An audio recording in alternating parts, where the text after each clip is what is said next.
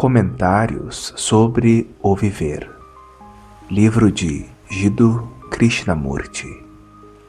53. Espontaneidade. Ela fazia parte de um grupo que viera para examinar certa questão importante. Devia ter vindo por curiosidade ou acompanhando alguma amiga. Estava bem vestida, portava-se com certa dignidade e era bem evidente, considerava-se muito bonita.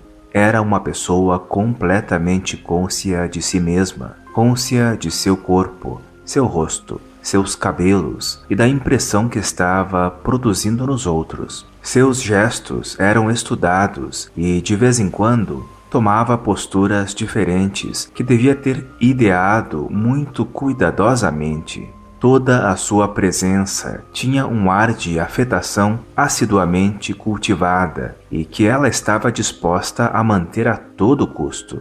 Os outros começaram a falar sobre assuntos sérios e durante 1 hora inteira ou mais, ela manteve suas posturas afetadas. No meio daqueles rostos circunspectos e cheios de interesse, via-se aquela rapariga toda cônscia de si mesma, procurando seguir o que se estava dizendo e tomar parte na conversação.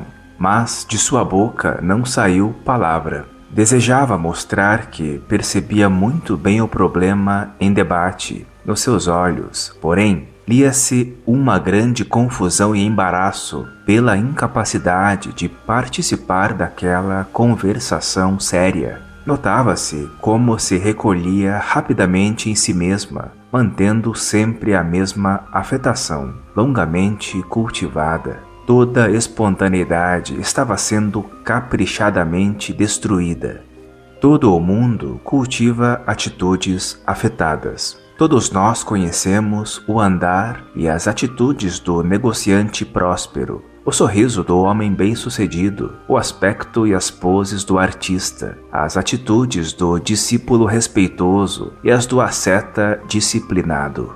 Tal como aquela jovem cônscia de si mesma, o chamado homem religioso faz pose, a pose da autodisciplina que ele diligentemente cultivou através de renúncias e sacrifícios. Ela sacrifica a espontaneidade ao efeito e ele imola a si próprio para alcançar um fim. Ambos estão interessados num resultado, embora em níveis diferentes. E conquanto socialmente o resultado dele possa ser considerado mais meritório do que o dela, fundamentalmente os dois são iguais, nenhum é superior ao outro.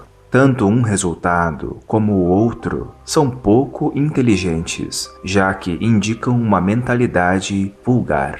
A mente vulgar é sempre vulgar, não se pode torná-la rica, exuberante. Embora essa mente se adorne de saber ou se empenhe em adquirir virtudes, ela permanece como é, uma coisa mesquinha e superficial, e pelo seu suposto desenvolvimento, pela experiência, só pode enriquecer-se em vulgaridade. Uma coisa feia não pode ser tornada bela. O Deus da mente vulgar é um Deus vulgar. A mente superficial não se torna insondável porque se adorna de saber, de frases sutis e de citações de ditos de sabedoria ou porque adorna a aparência exterior.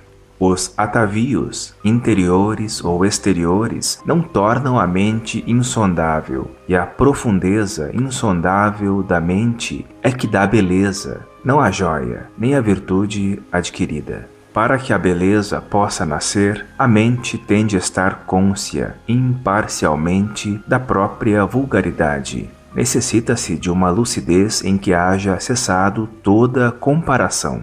As atitudes cultivadas daquela moça e as atitudes disciplinadas do asceta chamado religioso são igualmente resultados deformados de uma mente vulgar, pois ambos repelem a natural espontaneidade. Temem-na, um e outro, porque a espontaneidade os revela, a si próprios e a outros, tais como são. Ambos estão diligenciando destruí-la, e a medida do seu sucesso é o completo ajustamento ao padrão ou à conclusão que escolheram.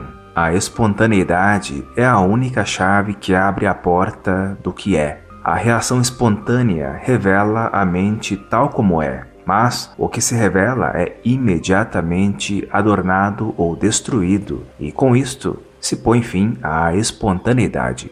A destruição da espontaneidade é própria da mente vulgar, que, depois de matá-la, trata de adornar o exterior, não importa em que nível, e essa decoração do exterior é autolatria. Só na espontaneidade, na liberdade, pode haver descobrimento. A mente disciplinada não pode descobrir. Poderá funcionar com muita eficiência e, portanto, com crueldade. Não pode, porém, desvelar o insondável. É o medo que cria a resistência chamada disciplina, mas o espontâneo descobrimento do temor é libertação do temor. Ajustar-se a um padrão, não importa em que nível, é medo, e este só pode gerar conflito, confusão e antagonismo. Entretanto, a mente em revolta não é uma mente sem medo, pois o oposto não pode conhecer o que é espontâneo e livre. Sem a espontaneidade, não pode haver autoconhecimento. E sem autoconhecimento, a mente é moldada por influências passageiras. Estas influências passageiras podem estreitar ou expandir a mente, mas continua ela dentro da esfera da influência. O que se junta, peça por peça, pode ser desfeito, e o que não foi ajuntado só pode ser descoberto pelo autoconhecimento.